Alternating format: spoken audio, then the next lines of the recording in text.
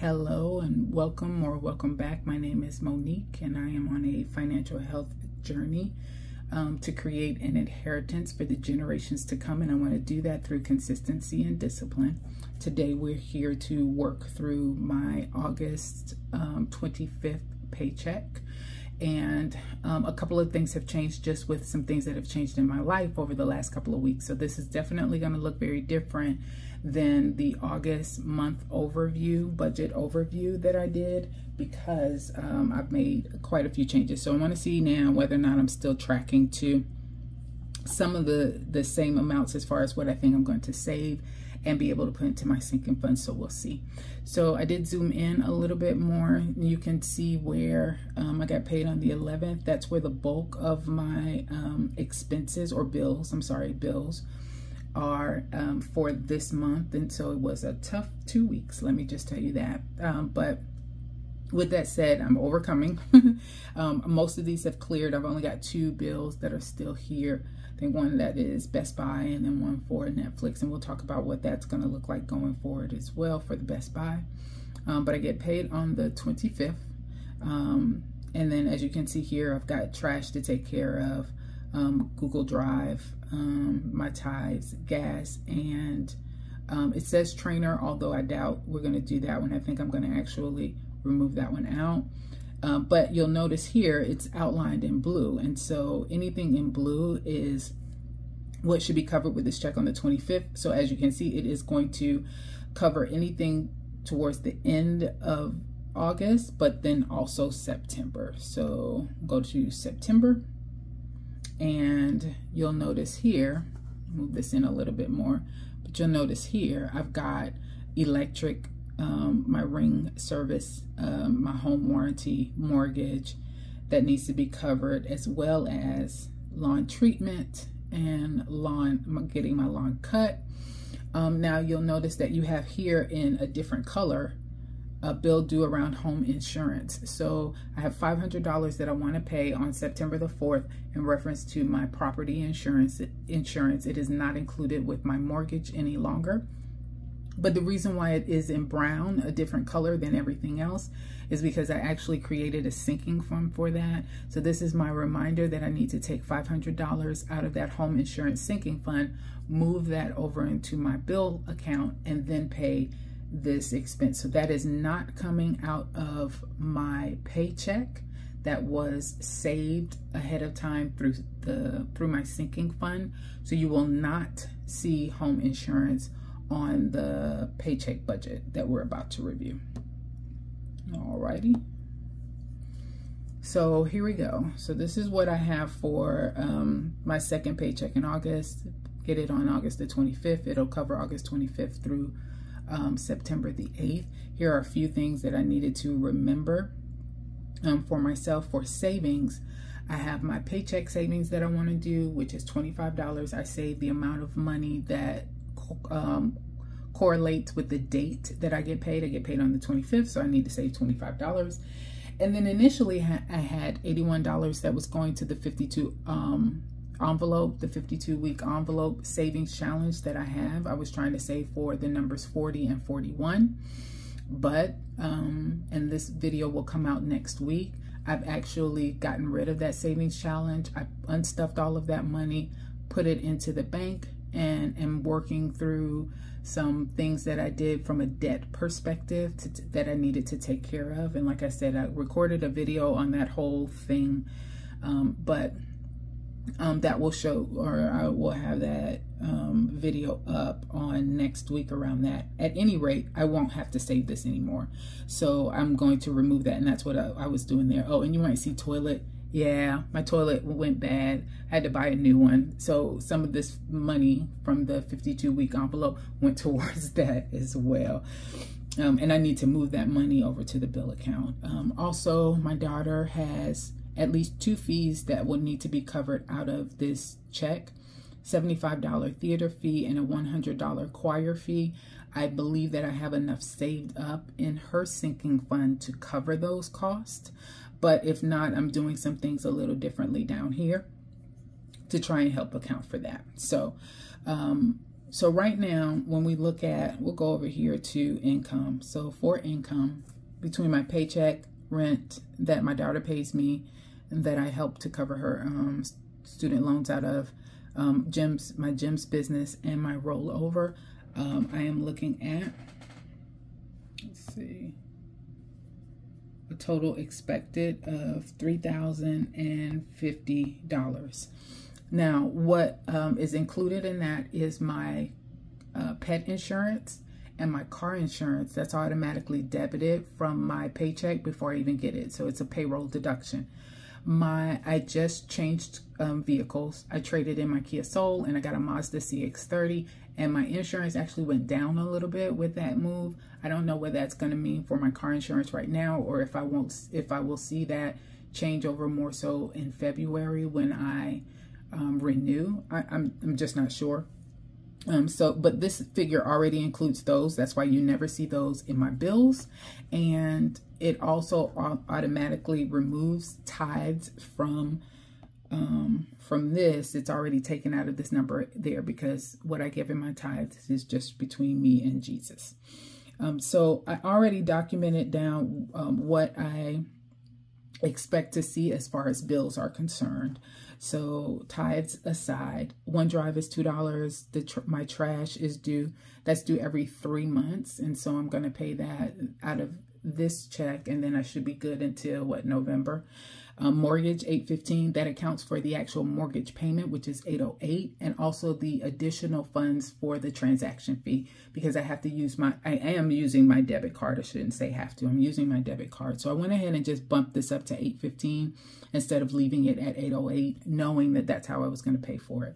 I typically budget $150 for my electric, but I already know that that's going to end up being $187. So I put $187 over here as far as the actual amount, but I'm just leaving that $150 here because that helps me with tracking how I typically handle my bills. So the ring is $10. Home warranty is $44. Lawn treatment is going to be $55, and having my lawn cut is going to be $65. So I'm going to go ahead and add those together and see where we are. So 15, 150, 10, 44, 55, and 65. So I'm coming up with $1,195. All right.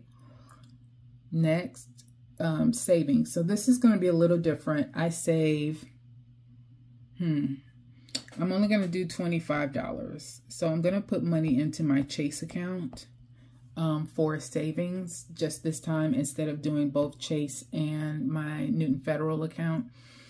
Just because Chase, I'm going to spend the money that I have in there now for a ticket that I want to buy to see a play. And so I probably need to start bumping that back up. But also, I have so many other things that are going on right now, and I need to have a certain amount of money set aside by the end of September to cover fees for my daughter, not only to have her deposit paid on ThesCon, but also to have the deposit paid on her trip to Carnegie Hall at the end of the year. So I'm trying to shift all money and funnel all the money I can over to her, just to make sure I have all of my bases covered on that. So I'm just going to put 25 in Chase, and that's going to be it. As far as savings challenges are concerned, I'm going to still do the Paycheck one. We're not going to do the 52 envelope because I need to use that money for something else at some point to cover the cost of that,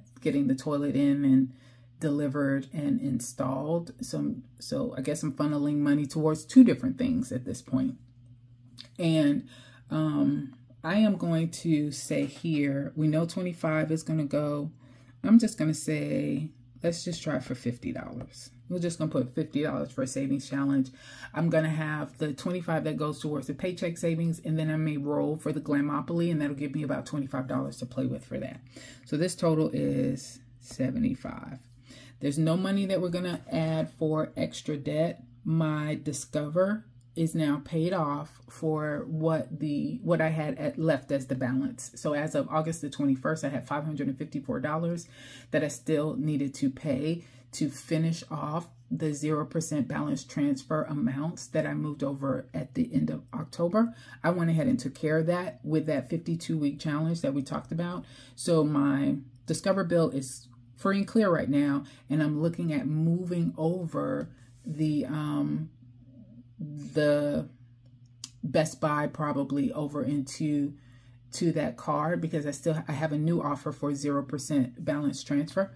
So I may be using that to handle the Best Buy that I had, and then just work it all over again and just start to funnel money towards the Discover card to pay off that Best Buy. And at least by having it over there, I don't have to worry about paying any interest. I'm not paying any interest to Best Buy, not paying any interest to Discover, because it does have I do have another 0% balance transfer for 12 months available for me to use. So I think I'm going to do that.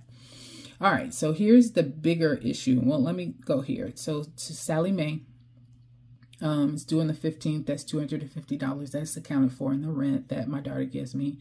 Xerxes is going to go to boarding over Labor Day. I'm going to my brother's house for my nephew's birthday, and I need to board my pooch, so I've got to account for that. And then I have here JCPenney. So my mother wanted to buy my daughter some things for some school items. So she told us to go to JCPenney's and get some stuff on her card, which we did, and she said she will pay for it, but I'm really going to try and pay for it myself and put at least a little bit of money towards that, so she doesn't have that expense all her own. She says she can handle it. I trust that she can do all things, but if I can, as a daughter, I really think that I should try and help with that as well, because I don't know if she knew that my daughter was going to shop the way that she did.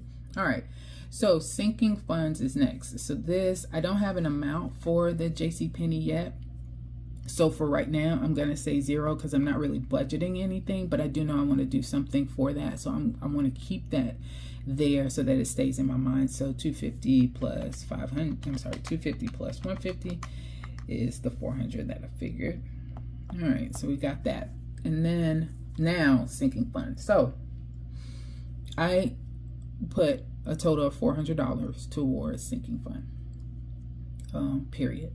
There are some things that we already know. Automatically, Corinne needs to get $75, and automatically I have $75 that goes directly over to my Ally account into the property insurance bucket. But I have saved up the $500 that I need in order to take care of my property insurance payment for the next 3 months. So right now, I have it in gray because it's automatically going into that account and there's nothing I have to do, but I am going to switch it and then transfer it into the Corinne bucket so that I have $150. That goes a long way to either making sure that I have this covered or to making sure I have the 2 deposit payments that I need to make at the end of this year. Deductibles, I want to have $60. If you know, this used to be medical. Here as the name of the sinking fund, I've changed it to deductible because I have other deductibles outside of medicine and dentist and optometrist. Sometimes I might have a deductible due for the car or a deductible due for the home. So I need to make sure that I'm bumping this up, making more effort to put more funds towards it, and then it can cover any deductibles that I need. So I have that there. I decided before I wasn't going to get to Glamopoly, but now that I'm not going to do the 52 envelope, I will probably roll at some point. I'm going to leave it as a dash for right now, as a 0. I'm not going to roll now. I'll wait until I actually get my money in my hands, see what I'm working with, and then I'll see what I'm going to do on that one. Xerxes always gets $10, especially now that I have a shared custody thing going on with my boo. So I don't have to put as much money towards that. And I've already got the money saved for his yearly visit that he goes to on Monday, the 28th, for that. So we're going to start from 400 minus 10 for the taxes, minus 75 for the property insurance, minus 75 for Corinne, minus 60 for the deductibles, and then minus 10 for Xerxes. So that leaves me $170. So emergency 50. I need to bump that back up. So minus 50. It's 120. Household 25 minus 25, 95. Dang, I really want to do 40 in car maintenance. Minus 40. It's 55. I'm going to do 25 for birthday. Minus 25. And that's going to leave me 30 for date night. So 10, 60, 25, 40, 75, 75, 25, 50, 10, and 30 equals 400. All right, there you go. And that works best for me. Write in the amounts that I know I have to have, you know, figure out how much I want to give, write in the amounts that I have to have, and then just back it out from there. So there you go. So we're still at 40 for that, and we've got there. So let's go ahead and figure out what we're looking at. Like, so expected income, $3,050. Savings is minus 75. Bills, minus 1,195. Debt, minus 400. Extra debt, nothing. Sinking fund, minus 400. All right, let's see where we are. 3050 minus 75 minus 1195 minus 400 minus 400 equals $980. All right.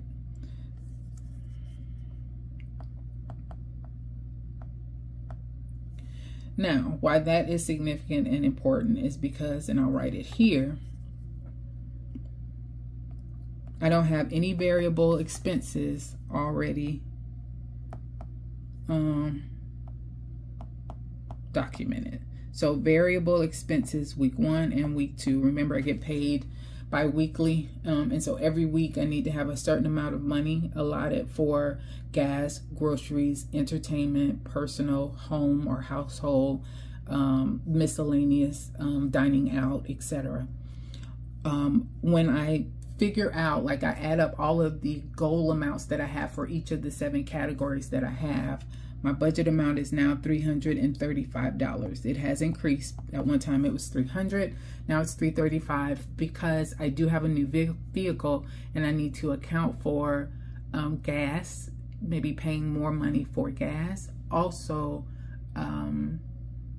groceries. With Corinne now in school, having additional money set aside in groceries that she'll either use to buy food that she wants to take with her to school every day, or to give her money so that she can buy some food there every day. So with all of that considered, it's going to be $335 each week.